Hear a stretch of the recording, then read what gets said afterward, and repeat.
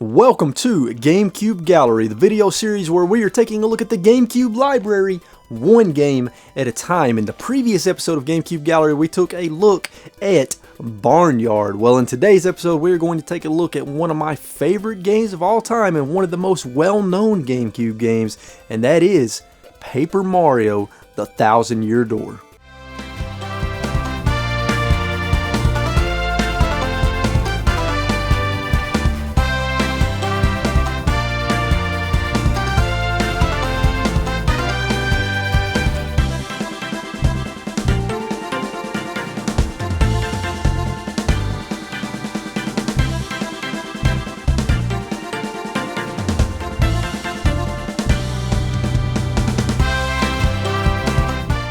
The concept of a Mario RPG game began back in 1996 on the Super Nintendo with Super Mario RPG from Nintendo and Square. Super Mario RPG was a hit and it took inspiration from RPGs like Final Fantasy but added Mario mechanics and characters, and the result was an absolutely fantastic RPG that was also quite unique. Fast forward 5 years to 2001 on the Nintendo 64 and we have the birth of the Paper Mario series with Paper Mario, except this time it was developed by Nintendo through their developer Intelligent Systems. Paper Mario was unlike anything we had ever seen, as it took some of the RPG elements from Super Mario RPG, added new mechanics, and used a paper aesthetic and graphical style which not only was incredibly unique and looked fantastic, but it also played into the gameplay and comedy as well. Fast forward another 3 years and we have the best game in the series with Paper Mario: The Thousand-Year Door, and the subject of today's video. Paper Mario: The Thousand-Year Door released on the Nintendo GameCube in North America on October 11th, 2004, and it was published and developed by Nintendo, again through their development studio Intelligent Systems. Just like Super Mario RPG and Paper Mario, it is an epic RPG adventure game set in the Mario universe and of course continues the amazing paper art style. For those of you who may not be familiar with Intelligent Systems, they are a Japanese game developer who have developed video games for Nintendo since 1983 and they are still doing it to this day. I would say they are one of the most talented first-party development studios that Nintendo owns. Some of the notable games besides the Paper Mario series that Intelligent Systems have developed are the Fire Emblem series, Mario Paint, Super Metroid, Tetris Attack,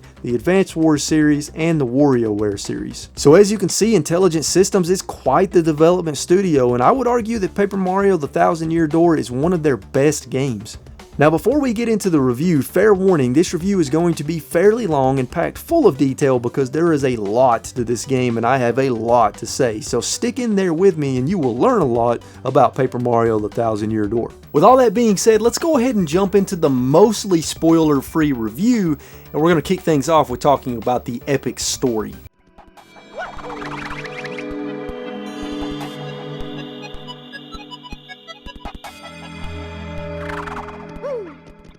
Just a heads up, for the remainder of this video, I'm going to refer to Paper Mario: The Thousand-Year Door simply as Paper Mario. The story in Paper Mario is incredible, epic, and multifaceted, and what I mean by that is that there is the overall plot line, but there are also subplots for each chapter and subplots from any of the characters, and they all interweave into the larger overall narrative, and it is incredibly well done. The main plot line, without spoiling too much, goes something like this. Princess Peach goes to Rogueport and finds a map to an ancient treasure. She sends the map to Mario and asks him to come to Rogueport to help her find the treasure. Mario arrives to Rogueport only to find that Princess Peach has been kidnapped. Mario teams up with Goombella and Professor Frankly and discovers that the map is related to the Thousand-Year Door under Rogueport and the treasure is behind the door. The only way to open the door is to find the 7 crystal stars scattered around the land. Each time Mario finds a star, the Thousand-Year Door will reveal on his map the location of the next star. So Mario's goals are to obtain all 7 crystal stars to open the Thousand-Year Door and to find Princess Peach and rescue her.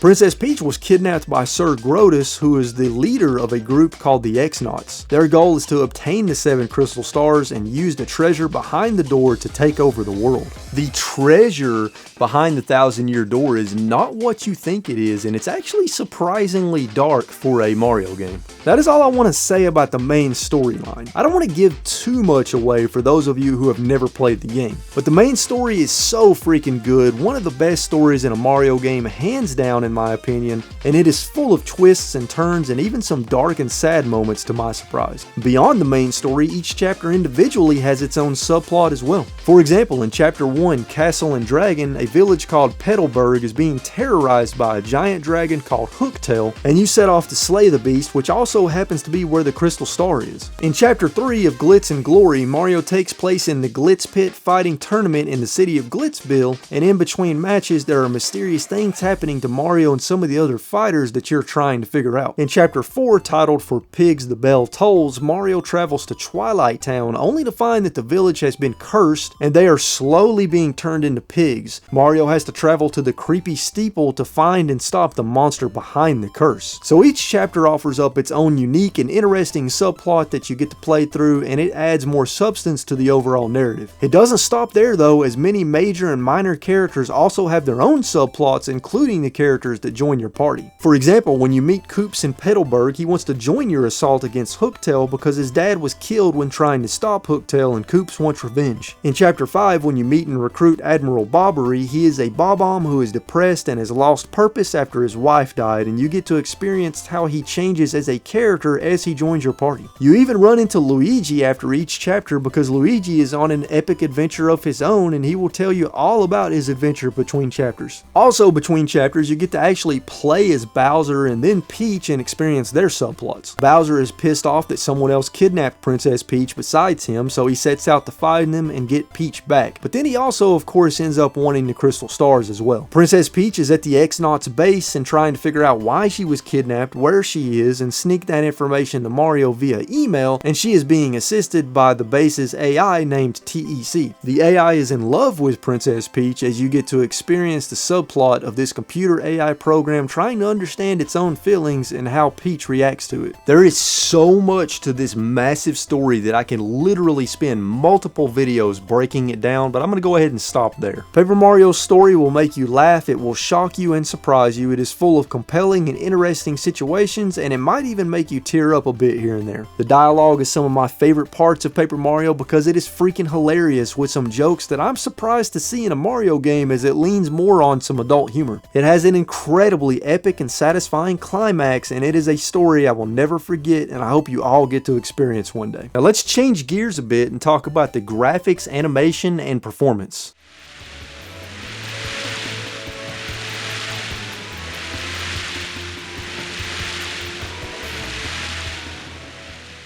The graphical style in Paper Mario sort of reminds me of a very colorful pop-up book. Not only do you have the papery aesthetic of the characters, objects, and the environment, but everything is so very colorful, and there are many different color palettes and visual effects you will see as you play each chapter. You have the lush green environments of Chapter 1, which will sort of remind you of a normal environment you see in Mario games. There are lots of greens and browns until you get to Hooktail's castle, and then there will be more of a gray and dark blue color palette to match the darker nature of the castle. In Chapter 2, as you make your way through Boggly Woods, most everything is dark black and super bright white, with a dreary light brown sky and a bluish purple plant design on the ground, and all of this creates a nice contrast of colors to make for an interesting environment. In Chapter 4, you have more of a black and brown color palette, and most everything is dark and dead looking without much vegetation at all, and you have this menacing purple sky with a large yellow moon taking up a third of the sky. This matches the dark and dreary atmosphere of this particular chapter. Each chapter feels distinct in its visual style and color palette, so the game is constantly just a feast for the eyes. The environments, whether outdoor or indoor, are packed with interesting objects and details to find, and the texture work is perfect for a game of this style. Character and enemy models all look fantastic, and you will see a huge variety of characters and enemies, both familiar from previous Mario games and unique to this game. Animations both in battle and outside of battle are not elaborate, but that's okay, they don't need to be for a game with this graphical style, especially considering everything is made of paper. The animations look like what you would expect from paper characters and objects, and it is very well done. They play into the paper aspect in some cool ways too. For example, when you go into a pipe, you have this cool animation of the screen being sucked into the pipe like it is a piece of paper. Also, when you enter buildings, the outer walls fold down to show the inside and fold back up when you leave. Cool and creative effects like this enhance the visuals even further.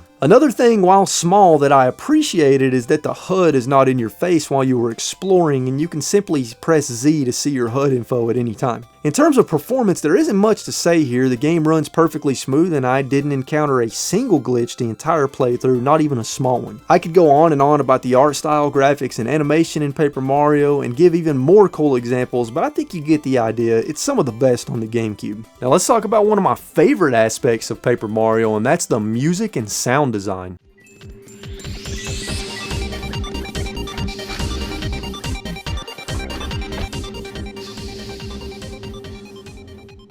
Paper Mario has some of the best music you will hear in a video game. There are over 100 tracks in this game, which is insane, and they are pretty much all incredible musical compositions. One thing that drives me crazy about music in video games is when it doesn't match the setting and what is currently going on in the game, and this is a pretty common problem. Well, this problem is not present in Paper Mario at all, as every single track was carefully handcrafted to not only match the environment you are in, but also the scenario that is happening and any characters involved, which enhances the quality and atmosphere of the game tremendously. Let me provide a few quick examples of this. The Hooktails Castle track that plays while you are in Hooktails Castle really sounds like something you would hear if you were in a huge castle with a dragon. It has this sort of medieval sound to it with the pipe organs and the melodies. Here, have a listen.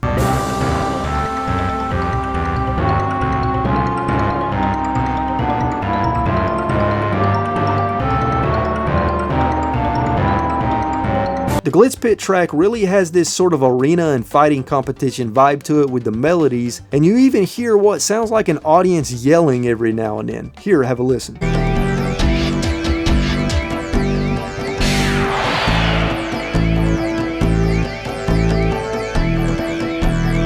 One of my favorite examples is the Detective Pennington track. Detective Pennington is a character that shows up in Chapter 6 while you are on a 3-day train ride, and there is a mystery going on that you and him are trying to solve. His track really has this sort of mystery vibe to it with a bit of bluesiness and sort of a 50s or 60s Private Eye vibe to it, and it just fits perfect.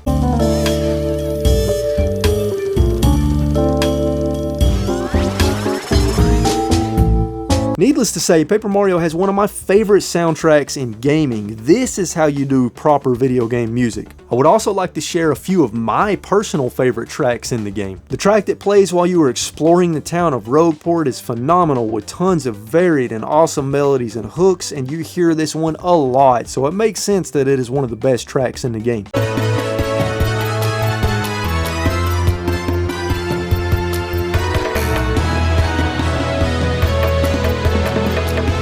Another favorite of mine is the X-Naut Fortress track. Their fortress is in space, and it is a technologically advanced fortress, so this track is very sci-fi and space sounding, but the melody is super fast-paced and catchy. I love it.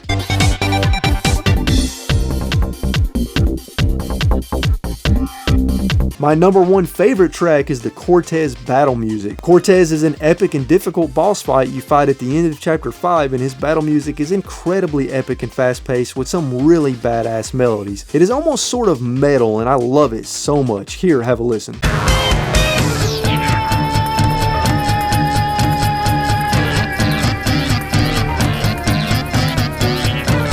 The sound design is also fantastic as well, with plenty of background noises in each area to add to the atmosphere, and there are plenty of sound effects to pull you in as you move around and interact with the environment. And of course, during battle you will have sound cues to help you learn how to defend each enemy's attack.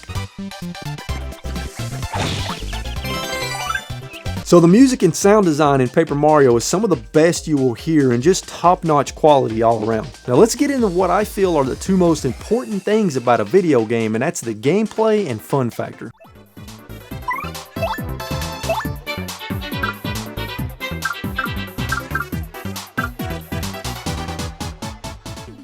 Okay, so there's a lot to talk about and break down here, so I'm going to split this up into two sections. gameplay outside of combat, and gameplay while in combat. Let's talk about the gameplay outside of battle first. The game is split up into 8 chapters total, with each chapter taking multiple hours to complete. Each chapter also takes place in a new area in the game world, and all of these areas are connected to the hub area, which is the town of Rogueport. Rogueport is split up into the town itself and the underground sewer area beneath it, which is also where the Thousand-Year Door is. Many of the chapter areas also feature towns, and towns are typically where you will find all the item shops, badge shops, and other NPCs that will perform various services for coins. Each area in the game is pretty large and packed full of secrets to find, which usually means finding coins, items, badges, key items, shine sprites, star fragments, and hidden NPCs. Coins are of course used to purchase items, badges, and services from NPCs. Items are used in battle and outside of battle for healing, attacks, buffs, and more. Badges are equipable items that modify Mario and his allies, more on those later. Shine sprites are used to upgrade your allies, and finally, star fragments are used to purchase special badges from an NPC underneath Rogueport. These are your primary collectibles and your main motivation for exploring the world thoroughly. The game is packed full of puzzles to figure out as you explore, and these puzzles often involve using Mario's abilities you acquire throughout the game as well as the abilities of your allies. Mario starts the game able to jump and swing his hammer, but as you progress you gain various paper abilities you can use while exploring. For example, Mario gains the ability to fold himself into a paper airplane in certain spots and fly short distances. He gains the ability to turn sideways, enabling you to pass through narrow spaces. He gains the ability to roll up like a tube and roll around to pass under low obstacles. And he gains the ability to turn into a paper boat in certain spots and navigate water. In addition to that, Mario's hammer increases in strength twice, enabling you to bust stronger blocks. And you gain a spin jump ability, enabling you to jump high and grab pipes to get to other areas. But it doesn't stop there, as each of the 6 main allies Mario teams up with has their own abilities to use outside of battle as well that plays into the exploration. You can only have one ally out at a time in battle and outside of battle. Here are a few examples of what I mean. Madame Flurry can blow air, which enables you to uncover hidden areas and secrets. Yoshi allows you to ride on his back to move faster, but you can also float in the air for a short moment, allowing you to cross gaps. Vivian can pull you into the ground to hide from enemies and avoid obstacles, and Admiral Bobbery can blow up cracked walls and objects. Goombella's ability is a bit different and not needed to beat the game. She simply will provide you more info on every single NPC and area in the game when you use her ability, which is great for learning more about the world. There's also a 7th optional unlockable ally, but I don't want to spoil that one. The game does a fantastic job at slowly unlocking all of these abilities throughout the course of the game so that you always have that feeling of progression, and this also enables you to visit older areas to find even more secrets you couldn't get before. Now, in terms of the extra content in the game that you need to work towards that 100% completion, there is a ton of stuff to do. One example is finding all the star fragments, badges, and shine sprites. That's one thing to work towards. Also, logging all the enemies in the tattle log using Goombella's tattle ability in battle not only gives you useful info about each enemy, but is also needed for 100% completion. There's also a chef in Rogueport you can take items to have him cook them up into something different, and you log each one of these into a recipe book. There are also side quests you can take on at a place in Rogueport called the Trouble Center, where various NPCs post things they need help with. The only thing I didn't like here is that you can only take on one at a time, and there's no tracking in the player menu. You just have to keep track of it and remember it yourself, which was sort of a bad design. And lastly, under Rogueport is a place called the Pit of 100 Trials, which goes underground for 100 floors, and in almost every floor you fight a battle that gets increasingly more difficult the further you go. When you reach the end, you fight the most difficult boss in the entire game. This boss will absolutely destroy you if you are not properly prepared. There are even more things I didn't cover that you can do outside of the main story, so there's a lot of bang for your buck here. Just completing the main story alone will take you upwards of 30 hours, but trying to 100% complete the game is going to take you upwards of 60 hours. As a side note, the fastest speedrun with glitches is 2 hours and 18 minutes, and the fastest speedrun without glitches is 5 hours and 53 minutes, and I cannot even wrap my brain around how this is possible. I could go on and on and on about the gameplay outside of battles, but in the interest of time, I'm going to go ahead and move on to talking about the battle system in Paper Mario. The RPG battle system in Paper Mario is turn-based, and typically I don't really care too much for turn-based RPGs, and there's several reasons why. They tend to be repetitive and boring. They also oftentimes do not introduce many new gameplay mechanics. I also do not like randomized battles at all, and the fact that in most RPGs you have to grind, which adds an artificial length to the game. I'm just not a fan of this. Well, I'm happy to report that Paper Mario has none of these problems. One big example is that you can actually see every enemy, so there are no randomized battles and you can avoid enemies if needed. Additionally, there's no need to grind in Paper Mario, as you could just simply fight every enemy you come across and be just fine and beat the game, but the option to grind is still there if you want to do it. So that's two issues I have with turn-based RPGs fixed right there. Let's talk about how you level up and customize and grow as a character. As you win battles, you gain star points from defeated enemies, and every 100 star points you get will level you up. When you level up, you get to upgrade one of three stats, being heart points by 5, which is your health, flower points by 5, which is similar to your magic for special moves, and badge points by 3, which enable you to equip different badges. Now, the awesome thing is that the game is balanced enough to where you could go on any path or a mix of the three and still be able to complete the game, but you do have the ability to respec your character to a degree with an NPC under Rogue Port, which is nice. Now, me personally, I think badge points are the way to go, because not only is equipping more badges fun, but it gives you more customization options. Each badge has a certain number of points it takes up, and they all do a variety of things. There are badges that give you new moves in battle, badges that increase your jump and hammer attack power, and badges that do special things like allowing you to jump on spiked enemies without taking damage, and so much more. You can do some really cool stuff with the right set of badges. You can also level up each ally twice with shine sprites, and when you do, their HP increases, their attack and defense increases, and they learn new moves for battle. Now, in battle, Mario has his basic jump and hammer attacks, but for each category there are also special attacks that use flower power. When you perform an attack, there is a button combination or action you have to perform with the controller for the attack to be successful and do as much damage as possible. For example, when you jump on an enemy, you press the A button right before you land on them to jump on them a second time. When you use your hammer, a meter will fill up, and when it reaches its max, you press the A button at the right time. Some of the special attacks are very useful, like a jump attack that allows you to jump on each enemy in a row as long as you press A at the right time before each one, or a jump attack that allows you to jump on one enemy over and over until you miss the A button timing. Additionally, when an enemy attacks you, you can press the A button at the right time to do a guard action and not take as much damage, and you can also press the B button with even tighter timing to do a super guard and dodge the attack entirely. Each enemy has multiple attacks, so you have to learn the timing of each enemy and their attacks, which keeps battles interesting as there are a ton of enemies in the game. In addition to that, each ally plays totally different with their own strengths and weaknesses, and they have their own basic attacks and special moves as well. The allies' special moves tend to have more complex button presses. For example, Yoshi's Stampede attack requires you to press L and R alternating as quickly as possible to build up a bar. Vivian's Fiery Jinx attack requires you to press a certain number of buttons in a row successfully. And the allies' attacks have more variety and utility in battle as well, making them not only incredibly useful, but also necessary to win tougher battles. But the most enjoyable moves and most powerful as well are the Crystal Star special attacks. Each Crystal Star you find unlocks a new attack and adds a new circle to the star energy meter. Each of the 7 Crystal Star attacks uses a certain number of circles from the star energy meter. These moves require more advanced button maneuvers to pull them off. For example, Sweet Feast has hearts and flower points falling from the sky, and you have to shoot them by moving the control stick left, and if you hit a poison mushroom, it stuns you, causing you to miss some. Then at the end, it tallies up your hearts and flower points gained. Art Attack allows you to draw a connected circle around enemies using the right stick multiple times within a time limit, and each time it damages them.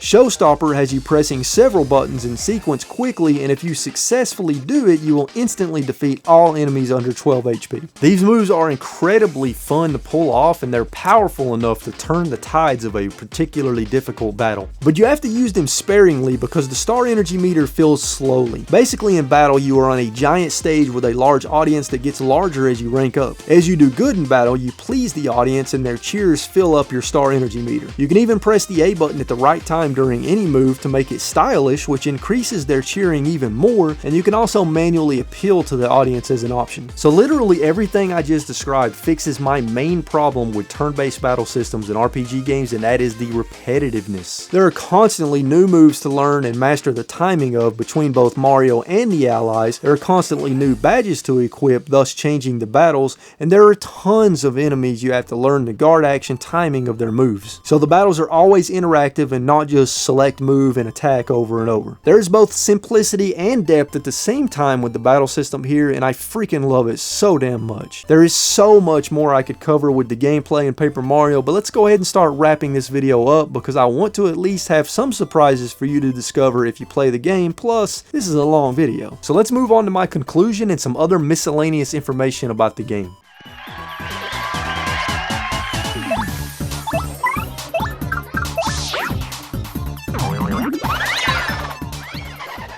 Paper Mario has one of my favorite video game stories of all time. The story is epic and multifaceted with many subplots that all come together to support the larger narrative, and it is full of twists and turns, hilarious moments, dark and sad moments, and an incredibly epic and badass climax and ending. The graphics are fantastic with a ton of visual variety, plenty of different color palettes, and the paper aesthetic leads to a ton of interesting and fun animations. The music is all absolutely incredible and composed in such a way to match the environments, characters, and scenarios. And the sound design is of course top notch as you would expect from a Nintendo game. The gameplay both outside of battle and within battle is absolutely incredible and full of variety to keep the game from getting repetitive and ensure there is always something interesting to do. This game fixes everything I can't stand about turn-based RPGs, which is something I don't see very often. Paper Mario: The Thousand Year Door is, in my opinion, one of the greatest Nintendo games of all time, and it is a must play if you're a fan of Mario, Nintendo, or just RPGs in general.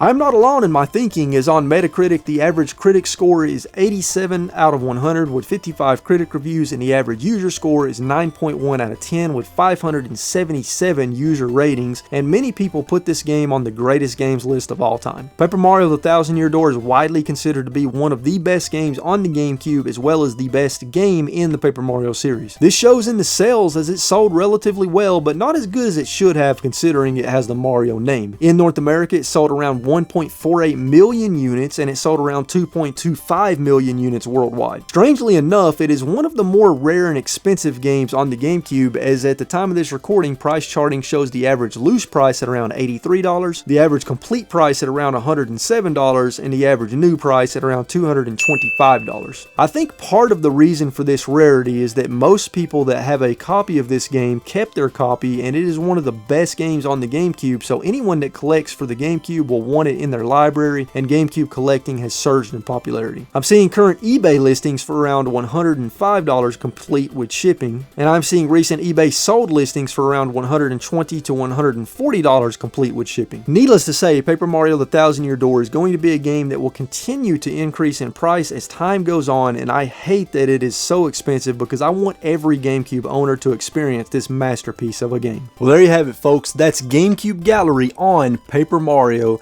The Thousand Year Door. If you stuck around to the end of this video, with this being a longer than normal video, I really appreciate you. It means a lot to me, and if you enjoyed it, hit that like button. Let me know in the comments down below if you've ever played Paper Mario: The Thousand Year Door and what you think about it. Let me know in the comments down below what's your favorite Paper Mario game. Also, let me know in the comments down below if there is a GameCube game that you recommend that I cover in a future episode of GameCube Gallery. Folks, as usual, stay safe out there, keep playing games and having a good time, and I will catch you all in the next video. Later.